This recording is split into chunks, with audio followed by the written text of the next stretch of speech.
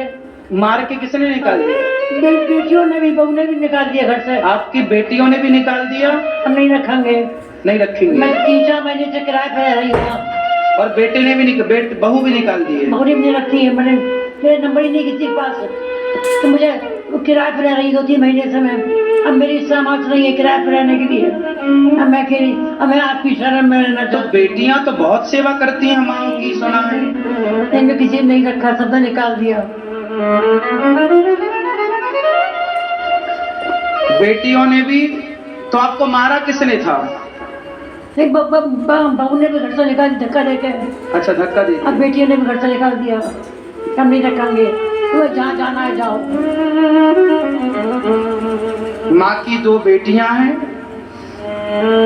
एक बेटा था जो कोरोना काल में भगवान के घर चला गया। बहू है तो बहू ने भी धक्के मार दिए और बेटियों ने भी धक्का मार दिया। कुछ बेटियां हैं जो सेवा करती हैं, कुछ बेटे हैं जो अपने माँ बाप की सेवा करते हैं। मैं आपसे हाथ जोड़ के कहता हूँ, अपनी माँ की सेवा करो। ये माँ नहीं है, माँ के रूप में भगवान है। माँ को नहीं निकालते बच्चे, भगवान को निकाल देते हैं। कुछ बेटे सेवा करते हैं, कुछ बेटियां सेवा करती हैं, पर कुछ बेटियां ऐसी भी होती हैं, कुछ बहुएं सेवा करती हैं सास ससुर की, तो कुछ बहुएं ऐसी भी होती हैं जो धक्के मार कर निकाल देती हैं। अब ये मैया इतनी वृद्धावस्था है, ये कहाँ से कमाएंगी, कैसे अपना किराया चुकाएंगी? 4 महीना मैया किराए से थी। अब ये गौरी गोपाल आश्रम आई है। अब ये जो मैया आई है ना, तो मैया आप यहाँ आई हो, यहाँ रहने के हमने कोई पैसे तो नहीं लिए आपसे? नहीं, कुछ नहीं लिया आपने, कुछ नहीं लिया। और ये कौन है आपकी? ये मैं सत्संग करती हूँ, सत्संग की मेरी सत्संगी है। मेरी बेटियां आई हैं, ये मुझे माँ की तरह मानती हैं। अच्छा, सत्संग में करती हूँ, तो सत्संग की बेटियां आई हैं। तो आपके पड़ोस में रहती हैं? जी हाँ, वही रहती हैं सत्संग में। तो आप लोग इनको लेके आए हैं? जी। तो ये पड़ोसी हैं और ये मैया को लेकर आए हैं यहाँ रखने के लिए। हम तो आप सबसे प्रार्थना करेंगे कि अपने अपनी माँ का ख्याल रखिएगा, अपनी अपनी माँ को भगवान मानिएगा। और आपके पड़ोस में भी कोई माँ यदि दुखी है तो आप उसे अपनी माता मानकर अपने घर में रख लीजिएगा। पड़ोसियों का धर्म है कि आप सेवा करें। गौरी गोपाल आश्रम में 275 माताएं थीं, आज हमारी मैया उसमें जुड़ गई हैं। और ये मैयाओं की रहने की कोई यहाँ पर शुल्क नहीं है, माओं से लिया नहीं जाता।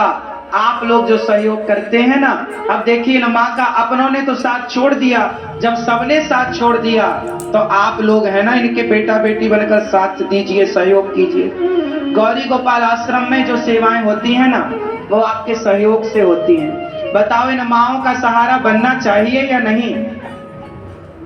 जब बेटी दुत्कार देगी, बहू दुत्कार देगी, तो कोई तो सहारा बनेगा। आप लोग बन जाइए माँ के बेटा बेटी। और इंसानियत के नाते, यदि माँ की बेटियों ने इंसानियत का परिचय नहीं दिया, बहू ने इंसानियत का परिचय नहीं दिया, तो हम और आप इंसानियत का परिचय दें। माँ, आपका बेटा ये दास अनिरुद्ध है और हम सब आपके बेटा बेटी बनकर आपकी सेवा करेंगे। और आप लोगों से मैं हाथ जोड़ के प्रार्थना करूंगा कि आपको ईश्वर ने देने के लायक बनाया है, तो गौरी गोपाल आश्रम में ना, इन माओं के लिए अब जगह नहीं है। 275 माताएं यहाँ पर हैं, पूरा आश्रम भर चुका है माताओं से। ये जो बड़ा आश्रम है ना, ये बड़ा आश्रम माओं के लिए बन रहा है, और ये तब तक नहीं बनेगा जब तक आप सहयोग नहीं करेंगे। अब देखो, छतें तो डल गई।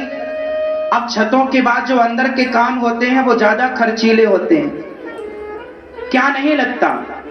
फिनिशिंग में पैसा लगता है कि नहीं? माओं की व्यवस्थाएं करनी है, 275 माओं के भोजन की व्यवस्था करनी है, माओं के रहने के लिए कमरे तैयार करने हैं। आपसे प्रार्थना है कि कमरों में टाइल लगाने के लिए आप सहयोगी बन सकते हैं कि हमारी एक कमरे की टाइल आप अपनी ओर से लगवा दीजिए माओं के लिए।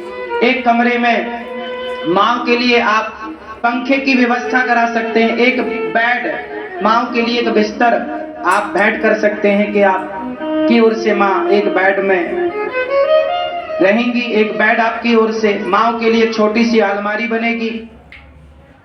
छोटा काम हम ले लें, एक एक ही ले लें तो काम आसान हो जाएगा। आप एक माँ को गोद ले लें एक माँ की सेवा कर लें। एक कमरा बनवा कर आपके कमरे की सेवा मैं करूंगा, एक कमरे की पूरी व्यवस्था मैं, या एक कमरे की छत का सहयोग मैं करूंगा, या एक कमरे में पत्थर मैं लगवाऊंगा, टाइल मैं लगवाऊंगा, उस कमरे की फिनिशिंग हम करवाएंगे, उस कमरे की पूरी